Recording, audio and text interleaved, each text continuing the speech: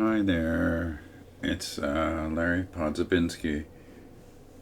If I've got this figured out right, the audio is working this time on the video. If it's not, I'm really going to be disappointed.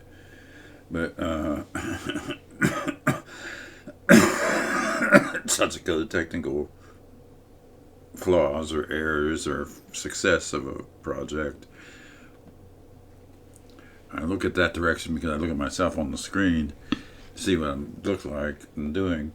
But this video is more or less for my psychiatric provider, my psych provider, to gauge the movement of my fingers, which is like nil at the moment, but well, virtually. But the more I think about it, the more I try to use my fingers. This goes back to the neurological problems I'm having from antipsychotic drugs. For anybody else watching this who might learn something about schizophrenia, advanced use of antipsychotic drugs causes neurological problems. So, I meant to say if I sit like this and just put my hands like this, you can see my fingers aren't moving very much. With the addition of the Cinemat last week, it was a week ago now that I've been on it. So that's got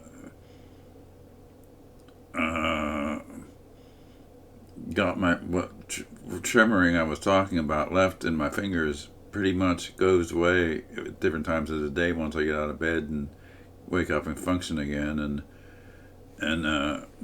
but they can act up too. I mean, out of the blue, trying to type on the keyboard over there,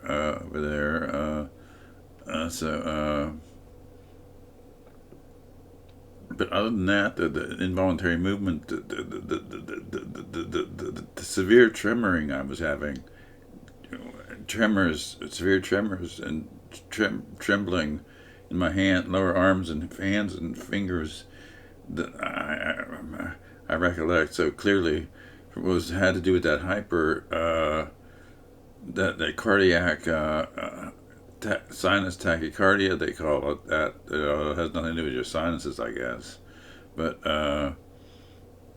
they must use that word somehow, a different definition in the same word, like the second or third definition, maybe, I don't know. But but so it was a cardiac episode that pushed my blood pressure up to twice as high as it normally should be, and my pulse rate twice as high as it should be, and then on the aftermath of that, getting medicated for that, diagnosed and medicated, then things went back to normal. I can relax now, and I can just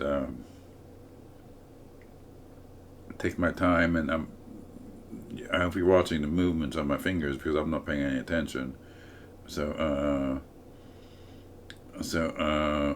I think the Cinemat would add to the other tardive dyskinesia drug, tardive movement disorders caused by antipsychotic drugs, and I think this Parkinsonism is tardive Parkinsonism and not Parkinson's disease. Because the history of the psychiatric drugs, 50 years has been this year. I've been using psychiatric drugs, antipsychotic drugs specifically. So forced to by the nature of my condition, or I wouldn't be anywhere in life. I'd be deceased long ago.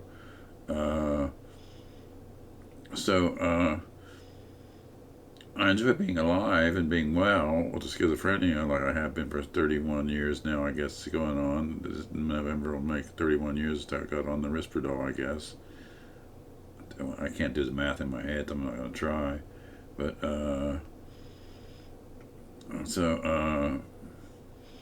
how long is this getting to be? So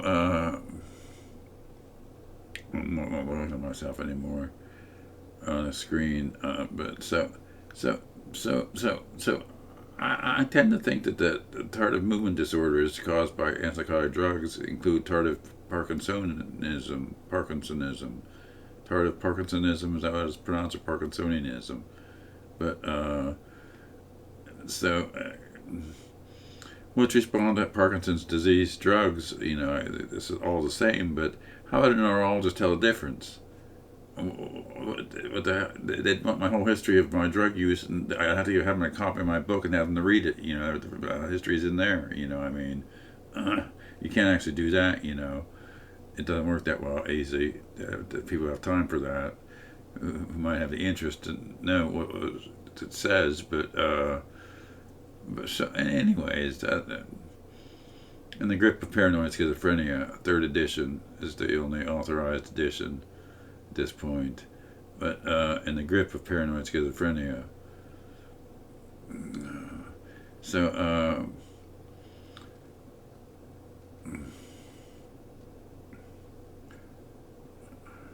my fingers don't seem to be moving very much, like they were the other day in the last week here, until I got this titration level going, I guess, on the Cinemet. It's been a week now. So that's a success there. So, but how would they tell the difference between a neurologist, point of a neurologist, if it's going to be, how would they tell the difference between Parkinson's disease, or they'd have to scan my brain or something, I guess, or EKG, EEG or whatever. I mean, not EKG, but EEG or whatever, electroencephalographic or whatever it's called. But if you just put the wires on your brain instead of the electrodes on your chest for your heart, so do I need to study that much more? I mean, I'm fine, but you feel fine when you have high blood pressure too, and you don't even know it. Your pulse is double. I mean, it's just the energy, so instant energy bouncing you around, keeping you moving. And it's like being on a tranquilizer, with it being all mellowed, leveled out, and balanced off now, and back to normal. It's like being on a tranquilizer. So, and I can catch my breath again, and I can rest some days when I need to, and just catch up on my rest. And just my back bothers me other days, and other days I'll take a pill for it. Like tonight, probably I was going to stay up late. My few nights up late, because I've got another aid for the fourth day of the week. It was too much things cropping up. They were unexpected, out of the blue, as cropping up and needed more, took precedence over things that were scheduled with the regular aid. So I've got someone for the fourth day, and I can't do 5 days a week. I just can't do it. I have to have time just to relax and rest and recuperate, sit there and do nothing, and just that thoughts cross my mind for a while, for some days. Days when it's all scheduled now, which is one thing I couldn't do before, was schedule my weeks because of the schizophrenia. But now, the schizophrenia is now intact. But the after effects of the medication from the schizophrenia are apparent in what I study about them, and have a file built on them, and it can reproduce the medical journals, medical journal documents, proving that tardive movement disorders and tardive dyskinesia was well documented. Most medical RNs even know what tardive dyskinesia is,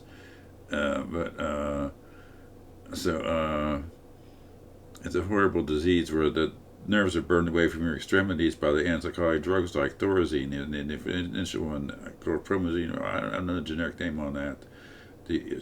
But everybody knows the name, what Thorazine is, and well, it enabled me to work and function for a year or so. We had to get you turned into a good job before I got off of it, because the emergency room physician told me to stop taking it. And then I was going like that for 20 to 30 years, of however you want to count.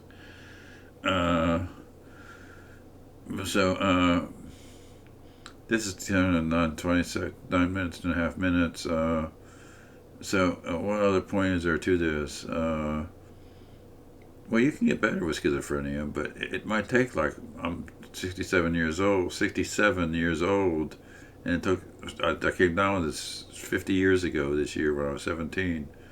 So I've been taking antipsychotic drugs all this time, and that's what I'm saying. That's abused my body. It's personal injury to my body. These neurological conditions caused by tardive movement disorders, which includes my scoliosis, my spine. it's a movement disorder caused by tardive dystonia. It's a tardive movement disorder that causes scoliosis, and that's what I've got. A bad case of that. That's my only real problem. The schizophrenia is not a problem today, but really so much. But the way I live, but I have to stay home basically because I can't walk because my back's shot from the medication for it, schizophrenia.